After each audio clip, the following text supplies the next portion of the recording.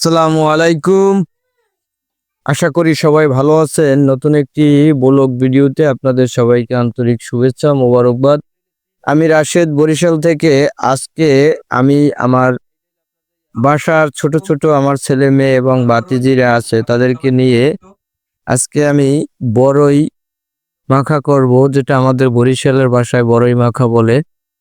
দেশি সরিষা, বিভিন্ন উপকরণ সহ আজকে আপনাদেরকে দেখাবো শিলপাটায় কিভাবে বেটে সরিষা তৈরি করে, তারপর বিভিন্ন উপকরণ, পোড়ামরিচ, তারপর ধনিয়া, সরিষার তেল, তেঁতুল, বিভিন্ন উপকরণ দিয়ে আজকে টক বড়ই এগুলো আমি মাখা করব। অবশ্যই পাশে থাকবেন এবং সম্পূর্ণ ভিডিওটি দেখবেন। আশা করি আপনাদের ভালো লাগবে এবং আমার কাছেও দারুণ লেগেছিল যখন আমি ভিডিওটা তৈরি করেছিলাম। এই হাতের মনে করেন যে বিভিন্ন উপকরণ এই ছেঁচুনির ভিতরে দিয়া, মনে করেন এই বরিশালের ভাষায় আমরা এটা ছেঁচুনি বলি, আপনাদের ভাষায় কি বলে আমি জানি না। তারপর মনে করেন যে এইগুলা এই বড়ই মাখা আজকে তৈরি করব। এই তিতুল, তারপর বিভিন্ন উপকরণ এবং বাটা সরিষা এগুলো দিয়ে একত্রে আমি আমাদের আঞ্চলিক ভাষায় যে বড়ই মাখা বা বড়ই ভর্তা বলি, এটা তৈরি করব। দেখতে পারতেছেন বিভিন্ন উপকরণ দিয়ে আমি ছেঁচুনি দিয়ে ছেঁচতেছি একত্রিত করার জন্য। এবং আশা করি দারুণ টেস্ট হবে এবং সম্পূর্ণ ভিডিওটি আপনাদের ভালো লাগবে। আমার ছোট ছোট ভাইজিরা তারা তো অপেক্ষায় আছে কখন আমার এই কর্মযজ্ঞ শেষ হবে, তারা খাবে। খুব আনন্দিত। এই বিড়ালটা আমাদের পোষা বিড়াল, ওর নাম হয়েছে মিনু। ও খুব মনে করেন যে চঞ্চল প্রকৃতির এবং ও খুব আদরের। আমাদের বাসায় যে ভাইজিরা দেখতে পারতেছেন ওরা বসে আছে। আমি কখন আমার এই বড়ই মাখা কর্মযজ্ঞ শেষ করবো, এটা আমার একটা ভাগ্না। যাই হোক, দেখতে পারতেছেন বিভিন্ন উপকরণ মনে করেন যে একত্রে সেই মশলা হিসাবে তৈরি করলাম।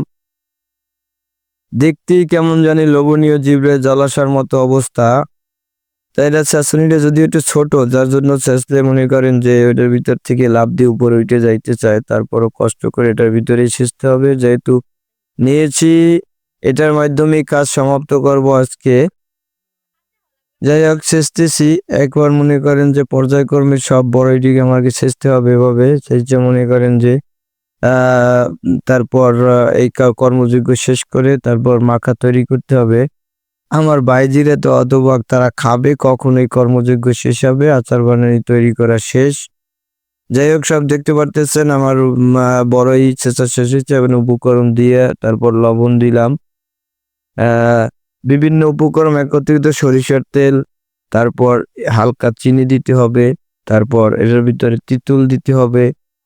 সবকিছু দিয়ে একত্রে মনে করেন এই যে একটা আকর্ষণীয় জিনিস, আমের যে আমরা যে ফুল বলি বা কলি বলি, অনেকে মুকুল বলে, যাই হোক সেটা দিলাম। ধনিয়া পাতা দিলাম, এই লেবু পাতা দিচ্ছি, এটা একটা স্পেশাল ঘ্রাণ আসে, সুঘ্রাণ তৈরি হয়।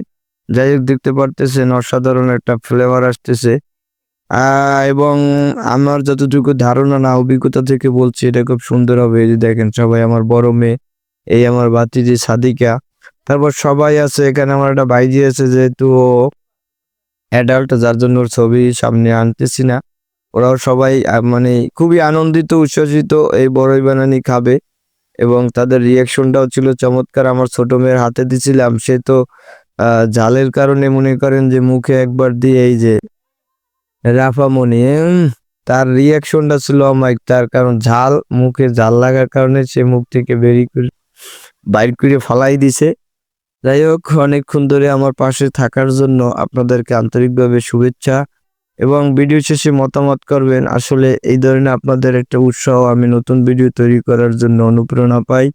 অবশ্যই পাশে থাকবেন এবং আপনাদের প্রতি আমার অগাধ ভালোবাসা আছে, থাকবে ইনশাল্লাহ। সবাইকে বিদায় জানিয়ে আমি আমার আজকের এই ছোট্ট যে আমার বড়ই মাখার যে একটা রেসিপি বলতে পারেন, এটাকে রেসিপি না যদিও, এটা একটা উপকরণ দিয়ে একটা খাদ্য তৈরি করা। যাই হোক, সবার কাছে আমার ভালোবাসা।